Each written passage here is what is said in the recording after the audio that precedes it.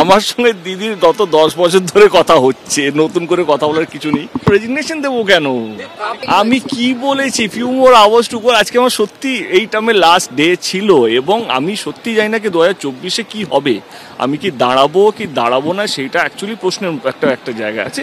Definitely আমার মাথায় কিছু চলছে, আমি মিথ্যে কথা বলবো না, অস্বীকারও করবো না, কোনো জল্পনাও দেবো না কি আমার মাথা চলছে কি এবারে আমি হয়তো নাও দাঁড়াতে পারি। কিন্তু দেখো আমার কাছে না সম্পর্ক খুব বেশি ইম্পর্টেন্ট। আমি আজ পর্যন্ত কাউকে উচ্চবাচ্য কথা বলিনি, কারণ আমার সঙ্গে সবারই সম্পর্ক ভালো এবং আমি যে একাই বলবো তা না, কারণ আমার সঙ্গে আমি দিদিকে অত্যন্ত ভালোবাসি এবং আমার সঙ্গে দিদির অদ্ভুত একটা সম্পর্ক। সেখানে আমার একার ডিসিশন নিলে কিছু আমার একার নেই। আমার মনে হয় কি দিদির সঙ্গে এটা নিয়ে আলোচনা হয়েছে, আবার হবেও।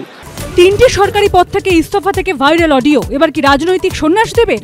জল্পনার মধ্যেই আজ দেবের সঙ্গে আলাদা আলাদা বৈঠক করবেন মমতা অভিষেক, খবর সূত্রের।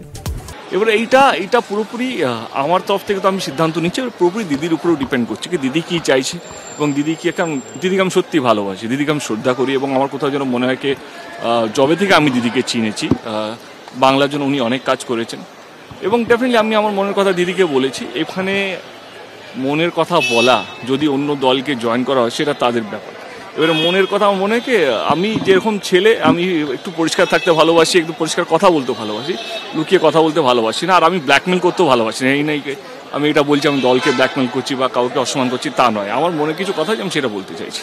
আমি দলের কাছে এমন কি চেয়েছি যেটা দল না বলেছে বা অন্য দলে যাবো তারা হ্যাঁ বলেছে। সিধা থিং দ্যাট কে আপনার এক সতীর্থ বলছেন আপনি বিজেপির কোনো একজনের সঙ্গে কথা বলেছেন। কে বলছে এটা?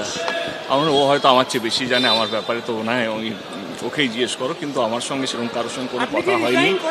কেন রিজাইন করব?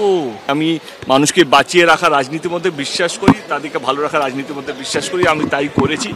আমি এবারে ডিপেন্ড করছে পদে থাকি বা পদে না থাকি। এবারে মানুষে ভালো কাজ করার জন্য তার জন্য আমার মনে হয় না পদ লাগে, তার জন্য কোনো পোস্ট লাগে না, এমনিও কাজ করা যেতে পারে। বাট আগামী দিনে আমি রাজনীতি যদি আমি বলি 2024-এর লোকসভা নির্বাচন আমার মনে হয় পুরোপুরি দিদির উপরে নির্ভর। কেন হবে না? কেন আমার দলের নেত্রী। আমি দাঁড়াবো কি দাঁড়াবো না সেটা স্টেজেও বলছি, পার্লামেন্টের ভিতরেও বললাম, সেটা বড় কথা নয়। বড় কথা হলো এটা কোনো সিপিএম বিজেপি বা টিএমসির দাবি নয়। ঘাটাল মাস্টার প্ল্যানটা হচ্ছে মানুষের দাবি, ওইখানকার দাবি 1950 থেকে চলছে এবং এটা যেহেতু আমি ওইখানকার একজন সাংসদ, তো আমার দায়িত্ব প্রথম স্পিচ আমার এই ছিল, এইবারেও লাস্ট স্পিচটা সেটা নিয়ে শেষ করলাম এবং অনেকেই বলছে নাকি 1600 কোটি টাকা বরাদ্দ হয়েছে কাটমানির জন্য, কে কত ভাগ পাবে, তার সেটার জন্য কাজটা হয়নি।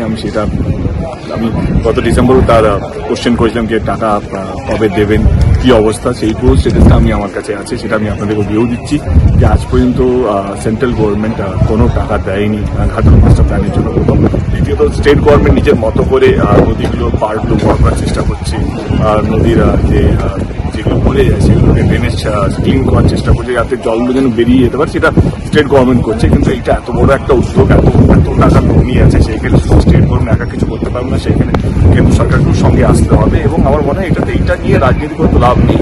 আমার মনে হয় যে জিনিসটা মানুষের ভালো হয় সেই জিনিসটাকে চটকিয়ে রাজনীতি করে লাভ নেই। আমি আবার বলছি, আমি থাকি বা না থাকি, এটা আমি যিনি ছিলেন তো ওনাকেও বললাম আমি থাকি বা না থাকি নেক্সট টাইমে, কিন্তু এই প্ল্যানটা যেটা 1950 থেকে চলছে সেটার জন্য না, এটা থাকি না থাকি মানে কি আপনি কি হেরে যাবেন ক্যান্ডিডেট হয়ে নাকি আপনি ক্যান্ডিডেটই হবেন না? তো হার জিত তো সেটা তো কেউ বলতে পারবে না। আমার মনে হয় যে ভগবান ছাড়া তাছাড়া কেউ বলতে পারবে না।